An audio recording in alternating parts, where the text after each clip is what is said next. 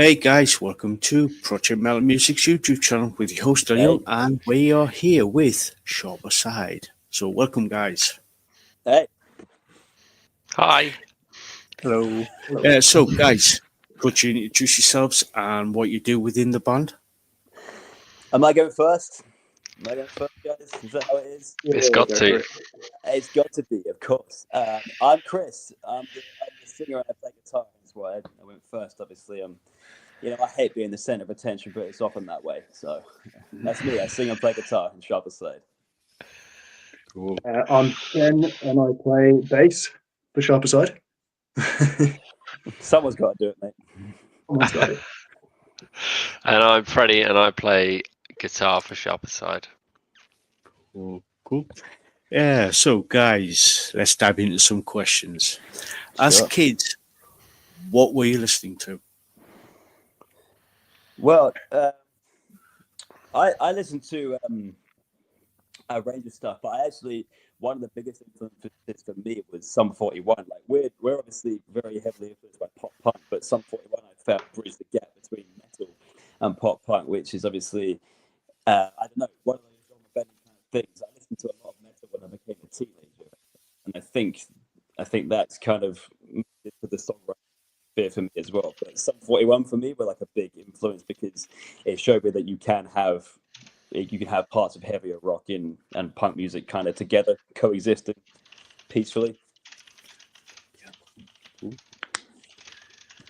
But I mean, yeah, a lot of other stuff too. I mean, I think Freddie, you're probably more on the sophisticated side of taste.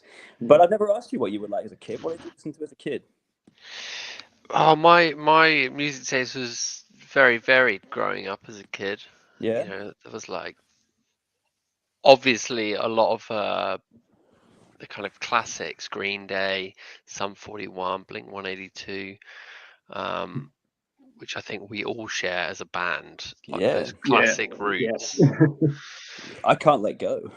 No. I mean, never let go. we still jam them out on practices, and it's Yeah. always great fun. Oh yeah.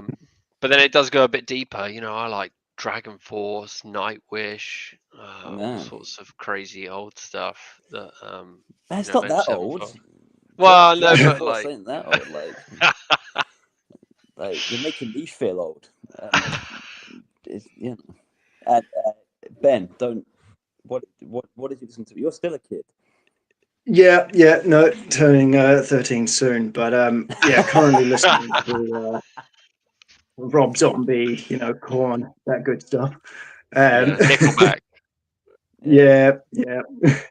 No, I mix of everything growing up, I think. Yeah. Bit of Van Halen, Yeah. that side of things. Yeah. Yeah. That's probably enough for that question. Too much. We're leaving the kid days. So, who actually got you to listening to music? Was it your parents or a sibling, or was it a journey of self-discovery?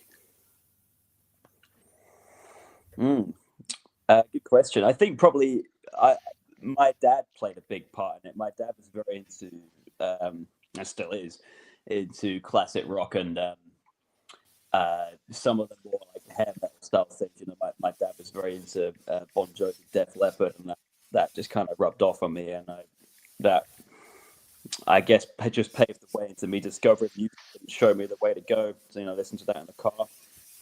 What about you guys? After you, Ben. Yeah, I guess it's a mixture of just surroundings, parents, friends. Yes, yeah. And I guess for playing music, I just started at school. Didn't your dad own a record store? He did. I was a bit older then. Oh, okay. Yeah. Fair enough. No, I was already late teens by then. 20. Nice. Late teens. Okay, fair enough. Sick. Yeah, I mean, the same again for me, really. I mean, my dad was in bands growing up, so I've kind of followed him in his footsteps, and the people that I hung around with at school also listened to kind of like, similar style music that I listen to now, kind of influenced it quite a lot. And then you start playing guitar, and then you hear something online or see something online, you go, well, I'd quite like to learn that, or I like the sound of that, so I learn that. Yeah. So yeah. Cool. So we've got a question from Lisaboo, who's in Alberta, Canada. She asks, Hey, Lisa. can you describe your writing process? What comes first, and do you collaborate as a band on it? I mean, I should probably take this one. Yeah. Absolutely. Yeah. It generally does start with myself. I mean, I think just being a singer, because that I'm kind of like the word I'm going to sing. It's quite natural to be that way. I often just come up with something I think is cool, whether it's like a riff or like a chorus. Kind of make a home demo in a really basic infancy form of a song that I think is cool, and then I'd show the other guys. I've found that no matter what I make, Ben says the same thing every single time when I show him something new. So it's very hard to tell if he actually likes it. Because yeah, exactly. Every time he says, he says, "You're perfect. I love you. It's perfect. Don't change." So not did that once. I'm starting to think he's not 100% sincere, but I also like hearing it. So so basically, yeah, I come up with a little demo, show the others, and then we tweak it a little bit when we take it into the studio. Particularly, and Ryan, who's not here right now, the drummer, plays a big part in that, because he tends to make the songs heavier. I'm going to say, like, I'll write them in the night, but just add a little crunchier element in, and a drummer's influence, and then Freddie puts a guitar solo on it and takes some of the spotlight, which I'm totally fine with. Ryan's quite good at adding like breaks in, and kind of can, in like terms of creating drama in songs. Yeah. Building does bring the drama. tension and kind of Yeah. Oh, massively, yeah. So it takes. I'm always more pleased when I hear what we leave the studio with and what I just make by myself. It feels just like it's got a band stamp on it. It's not just a song by me. It's a song that we've all written and played a part with. So it's very much a band effort. Cool. Thank you for that, Lisa. So, over the years, and you've listened to a lot of bands over the years. Who was your main influence to say, I want to do that? I want to become a singer or bassist or guitarist? Great question. I mean, have you guys got something in mind? Not so much. I think it was more just friends at school started playing, so we all started playing together. Yeah. I don't think it was like celebrity inspiration from that. Yeah. I think it's more just playing, having fun. Yeah. And then evolved from there. Yeah, I'd say the same thing. Definitely friends at school, but if I had to put it, I remember I bought a Bullet for My Valentine DVD when I was quite young. I remember just sitting at home watching the whole thing. Do you guys remember DVDs? They were cool, right? DVDs.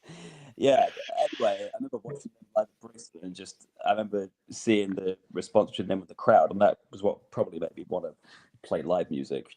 Just the the personification of seeing it done, not just hearing it, but actually watching it being made as well. That was cool. So that'd be one of the big influences for me. Yeah. Cool. Yeah. Cool. Were you in any bands prior to starting Sharper Side? Chris? Guys. Oh, well, yeah. I mean, I was in thanks. I was I was in a band from probably like 14 to until we left school, and I would have loved to carry on doing it, but obviously life got in the way then, and until I was in a position to to do it again. That's kind of been, I've put my kind of musical life on hiatus. But yeah, I played in a band called Praden when I was out in school, named after a town in Switzerland, funnily enough, just cause. And we were like 4-piece kind of like emo, into some metalcore type of thing, just because it was 2007, so that's what you did. But yeah, that was my previous history. Freddie's in other bands. Yeah, we don't talk about it though. No, we don't talk about it. I was actually in a band previously with the drummer Ryan, which was like a classic rock band really, and then currently in another band as well, which is a rock and roll band. Cool. And Ben, you don't hide you were probably one of the top 12 bands in New Zealand, which given there's at least 15 bands in New Zealand, so that's quite an achievement. Probably 16 by now. Yeah. What was their name? Mudshark. That was it. The Mudshark. Yeah, the Mudshark. The Mudshark. Yeah, it's like alternative metal, I guess. Yeah, man. Yeah, good fun. Cool. Yeah. So, what have you been up to, especially over the last 12 months? It's been a big year for the band because we've had a big lineup change. We were a 3-piece last year, and we've Ryan, our drummer, into the band. We changed drummer last summer, so a lot of the last year has been spent bringing him in up to speed, and he's gelled in so quickly. It's been amazing how fast he's actually come into the fold and just learn the songs and been able to play with us. And we hit the studio last summer as well. That took more of the time than being out on the road and gigging really. We recorded 5 songs in the studio last year, which 2 of which have been released recently. The last one most recently was Flat Out, which was released about a month ago. And before that, we released Lifeblood, which is another showcases kind of the heavier side of what we do. That we came out in January, and all 5 songs are going to be part of an EP, which is coming out in the summer. The date's still TBC on that because we're in the process of planning its release party, etc. We brought Fred into the mix last year as well. They were 3, and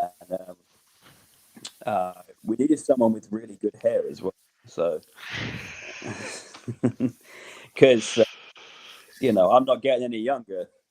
We're both sort of lacking. Yeah. And Ben's better at wearing hats than I am, and we kind of have a hat guy. So we thought Freddie can shred, and he's got a great mop as well. So here it is. Cool. Could you tell us a little bit about the latest single, Flat Out?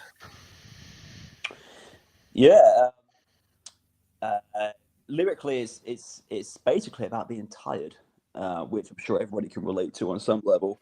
I got home from Slam Dunk Festival a couple of years ago, and I was obviously had a great time. I was knackered, and it's part of musicianship life. The next day I had to go to work and I had to get up really early.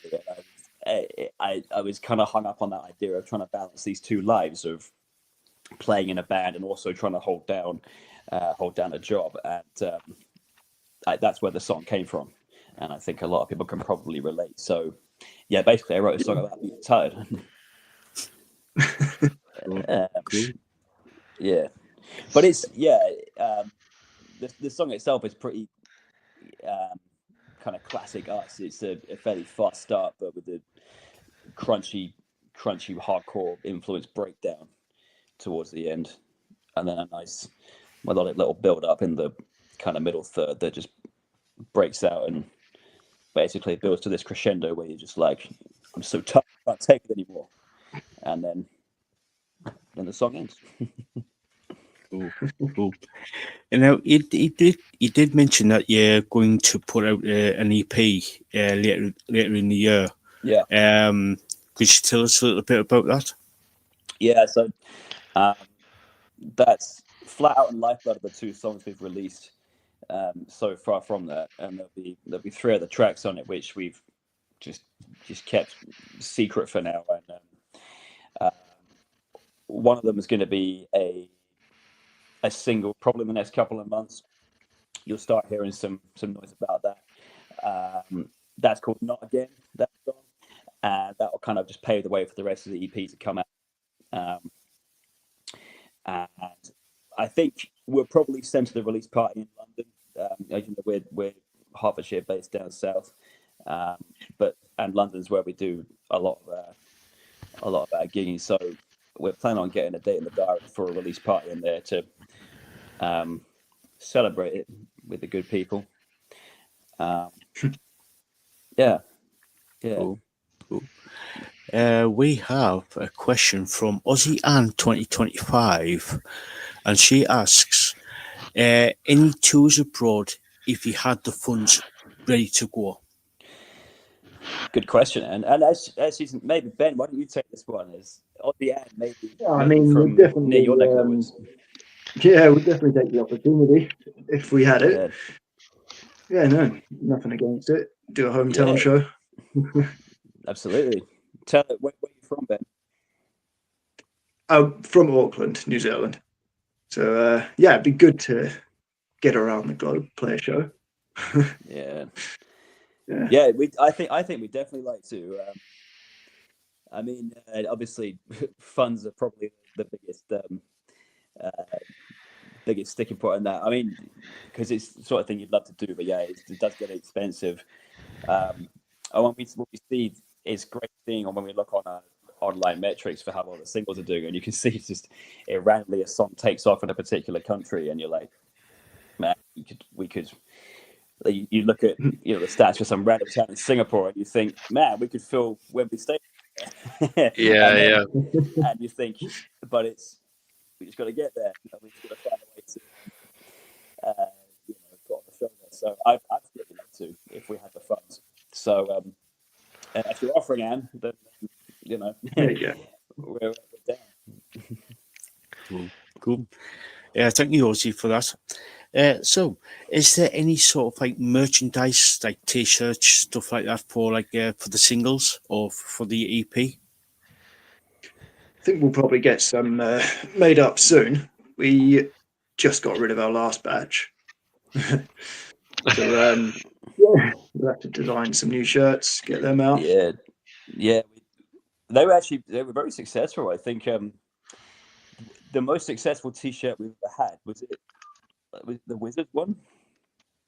Wizards? Yeah. We made 2 of them. Yeah, sorry, I made 2 of them. Yeah. They were very successful, but the other, I'm pretty sure I made more than 2, but we had a habit of using kind of merch competitions for gigs and giving away T-shirts. So our supplies run a little dry, but I will 100% get some new ones for the new EP when the artwork's revealed and T-shirts can be designed around that, etc. Don't forget, we also throw them out at gigs. So if you come to our gigs, that's a very good way to. And you think of it as an economical move because the ticket's going to set you back maybe £12. T-shirt is going to set you back 15. So you bought yourself up. Or come to a London show, you bought yourself a quarter of a drink with that money. Yeah. So there you go. Come and get free tea. Get free tea. Yeah, true. Cool. Yeah, Lisa said, cool. That's cool. Love it. Ozzy said, cool. So yeah, awesome. So yeah, is there any plans or discussions about putting your music on vinyl? We definitely thought about it. Because it's it's an amazing rebound in the market that vinyls have kind of made a comeback. It's relatively expensive business, but it's also very cool. So, I don't actually have a record player myself. Do you guys? Yeah. You do. I don't. Yeah, You I'd don't. listen to us, I think. You would. Yeah. Yeah, I'd probably listen to us. You probably listen to us. I listen to our own record. Yeah. Are we your sort of thing, Ben? Ah, we'll Are we see. heavy I'll give enough it for a you? try. Yeah. Yeah. No, I think I think maybe it'd be a fun thing to do. yeah, and I think the answer, the serious answer is probably when we do an album. I think that's probably the time to actually press it down onto something more permanent. And I'd love to do that because I do miss physical ownership of a CD. I don't know if you're the same, Elliot, about that, but I do yearn for the days when you feel a sense of ownership over an album because you had it and you could hold it, and if you broke it, it's gone. So you would take care of it, and it takes pride of place in your CD collection or your vinyl collection, and I do miss that. I think it was almost the vinyl thing was a bit of an occasion, wasn't it? Like you were putting on that particular piece because it's so easy now to just go onto Spotify, click on whatever you like, and you can listen to it. Yeah. You know, you'd obviously saved hard-earned money and thought about exactly what you wanted to buy back then. 100%. So, and I think that is kind of coming into play again. I mean, I've bought a record recently of a band that I went to see, and I thought, well, just a bit of memorabilia, and I'm yet to play it. And when I put it on the record player, it could be a friend's house or something, I know that I'm going to sit down and like listen to it solidly. Oh yeah, exactly. And I think you'll be more inclined to because you've invested more in it. And that's the trouble I think with it's so much instant gratification comes from streaming services. Don't get me wrong; streaming services give an opportunity which you would never get if it was all physical music. But it's just, I think you would give something more of a chance if you have it physically and you've invested in it.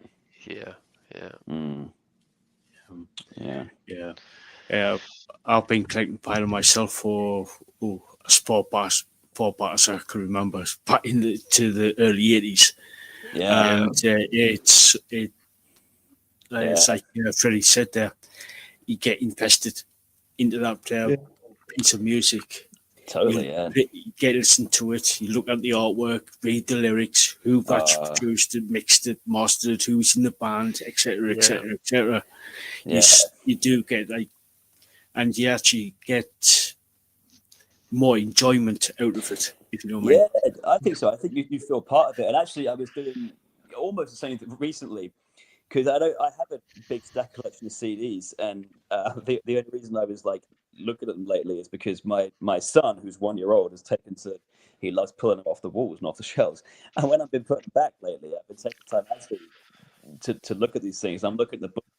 I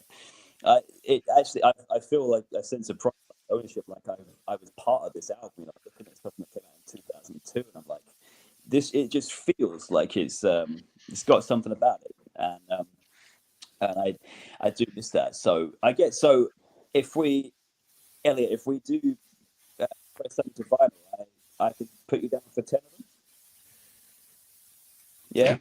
You buy you. I mean, you'll need at least 10, right? Yeah. Well, yeah. That's if I can afford it. Yeah. I'll tell you what. I'll give you maybe not 10. I'll give you 3 signed ones.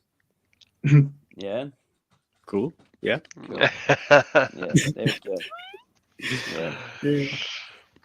Yeah. Just to prove that vinyl still has a place. Oh yeah. I've got a couple of comments from Ozzy and Lisaboo saying love vinyl, it's nostalgia, love physical copies, stuff like that. So if you got if you put especially at least CD, people would definitely buy a couple of buy CDs and probably do a limited run on the vinyl. Yeah, I think it's a great. It's good to know as well because I think it obviously seems to be like genuine music fans, and I think it adds a little bit of sincerity to the artist as well because it shows that you're just maybe like authentic, I guess, if you can actually press your music to a physical thing. It's less throwaway, and it's less. It's just less common.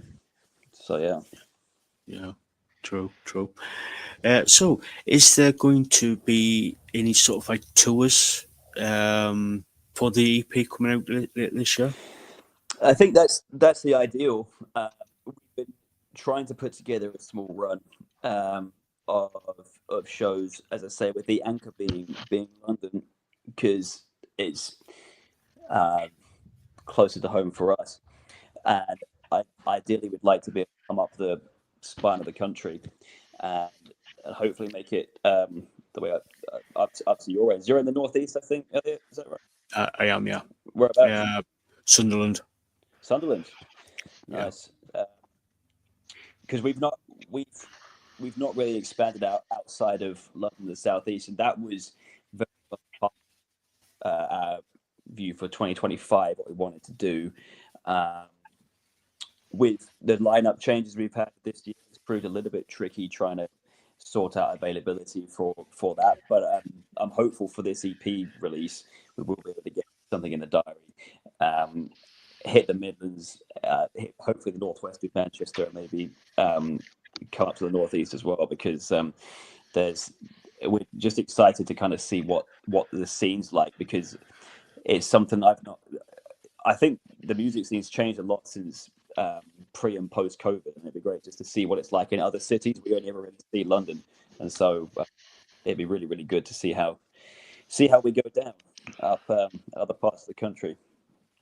Cool. We've got Benjamin Smith here. He says, "Come to Tring for a gig."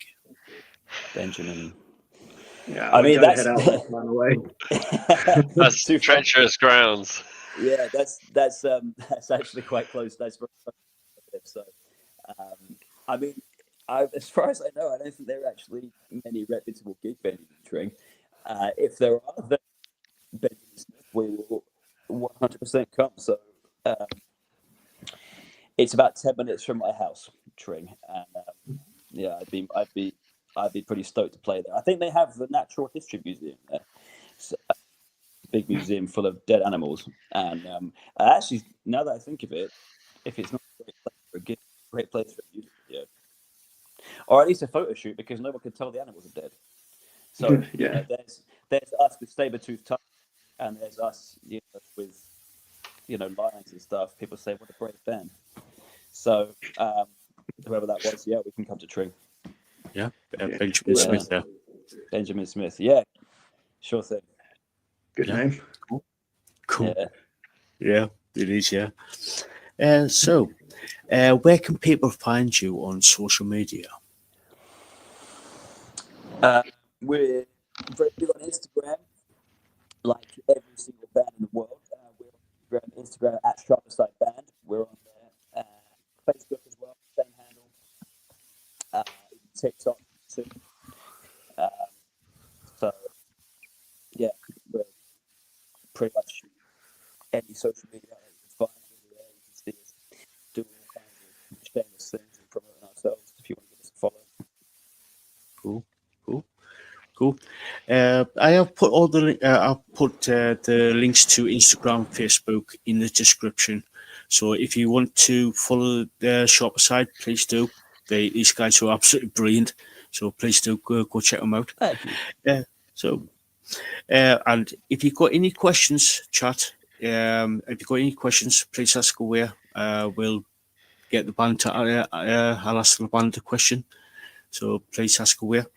Any advice for people who want to become a musician, but whether for themselves or thinking about going into sort of like a semi-professional area? Freddie, I'm thinking to take this one. Yeah, Freddie's like a poster boy for a guitarist, right? That's true. That is true. Gosh, don't give up and keep practicing. Practice until your fingers bleed. If you're a guitarist, that is. If you think you're practicing enough, you're probably not practicing enough. Yeah. That's true. I think for whatever stage, professional, probably even more.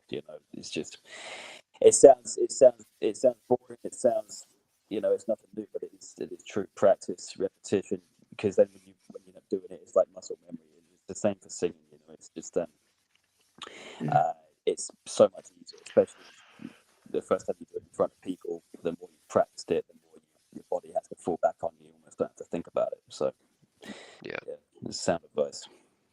Absolutely. And even when you do gigs at the beginning and you're not playing to anybody, play the gigs like you're playing to thousands of people, and just embrace it and own it, and come away from it thinking about what you could do better.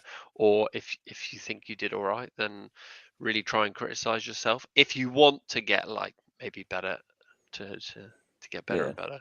But yeah, totally. I think I started enjoying playing live like that in those situations a lot more when I realized, and I thought about why am I doing it, and I tried to enjoy it for myself, thinking, if it's sometimes when you're playing to what sometimes feels like an empty room, I think, but it's just in case it's as good as it gets. I'm going to enjoy it as much as I can, and I'm just going to enjoy it as much as if I was playing to thousands of people, because it's for me doing it, and if anybody else enjoys it, that's a great bonus. Yes, yeah, that's the biggest thing. You've got to enjoy it. And one thing that I particularly do is when we practice at rehearsals. I still play at rehearsals. Maybe not all the time, but I play at rehearsals like I'm playing a gig. Like I get properly into it and kind of embrace it because I enjoy it. But that helps so much, and I think because the trouble is, if you don't, then if that's like your way of operating, then you'll do that. You'll do that at a gig if you can do it in the rehearsal. And people your eyes can be very deceptive. If you look at a band, it looks like they're having a great time, then you'll probably have a great time as well. Yeah, absolutely. Or at least you'll think you're having a great time, and it's just kind of the same thing. So yeah. True. Yeah. Sound advice there. Sound advice. Thank you for that. So, any final words before we start wrapping things up?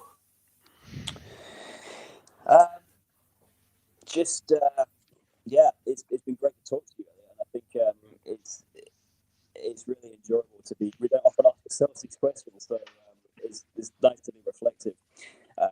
But no, just that we have big plans for this next year.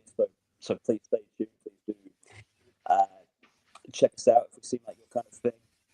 Come to a show, come say hi, and check out when we are coming to the further reaches of the country. If you're not London based, because we really do want to come, and get in touch. Tell us where you want us to come and play, because we are very keen to start branching Cool. So, guys, thank you so much for coming on and doing this little interview. It's been a total pleasure. It's been great fun. Yeah. Cool. Totally enjoyed this, and it's a total pleasure. So, guys, if you haven't checked out Sharper Side, yeah, 2 S's. Yeah, Sharper Side. Please go check them out. These guys are absolutely brilliant. Just in time, Santino. Just in time. Got a question from Santino. What are some of the challenges you faced as a guitarist? Probably being too cool, right, Chris? Probably being Pain, how cool it is. Yeah, no, I was thinking that question Freddie, but as one of the guitarists, I'll answer it. I think, I mean, I was self-taught, so that's probably a challenge in itself. I've never had lessons apart from, like I said, my dad influencing me with the music. But he also taught me a little bit how to play, and I kind of took it from there, and then I learned just by listening, and that's a challenge because I've learned in kind of a unorthodox way. But it's a challenge as much as it is an advantage, because it means that I've learned by playing by ear, and I hear a song and I think,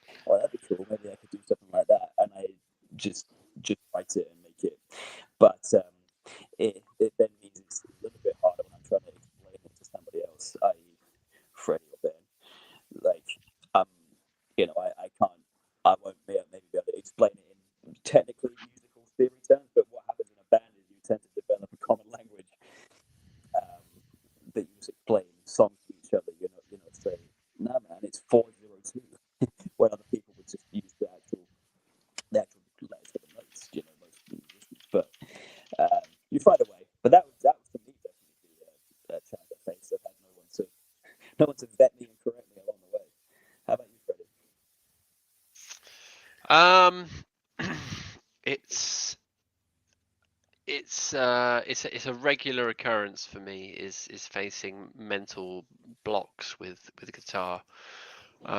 You kind of, as good as picking up the guitar and playing the same thing is that you like playing, or like licks that you know that you're good at, or you've developed getting quicker at them, or like like working on perfecting your technique. I always have to try and like take a couple of steps back, try learning something else new, or like a different technique. And as painful as it is, I have to keep kind of getting on it myself to kind of try something else new, and really trying to focus on it, to kind of get better and better. Because it's so easy. Because I've done it for like when I was quite a bit younger. I used to get myself into these ruts where you'd pick up the guitar for half an hour of a day and you'd play the same 10 songs, and you'd do it week after week, day after day, and maybe in 3 months you'd learn a new song, but typically you'd just get good at the songs you already knew. Yeah, because it's like it's gratifying, isn't it? It's like it's just like, I want to play that because I can play it well. So, Yeah, but it doesn't challenge you, and it doesn't take that comfort zone. And I still exactly. Whenever I'm playing at home, and I think there's like a repertoire of songs I can play that I really enjoy playing, but I think maybe I should just probably branch out and do something else that pushes me, and I think you gain so much more from that. Yeah, absolutely. Yeah, thank you for that, Santino. Thank you for that. Great question. Yeah, it was. Yeah. So, guys, we're going to start sign off, and again, thank you so much for coming, for joining me for this little interview. It's been an absolute pleasure. So, yeah, and guys, if you haven't, like I said, if you haven't checked Shot Up Side, please do. These guys are brilliant. So go check them out. All the links are in the description. So go check them out. Thank you. So, yeah, my pleasure. My pleasure. So, until next time, guys, we'll catch you all later. Yeah. Bye.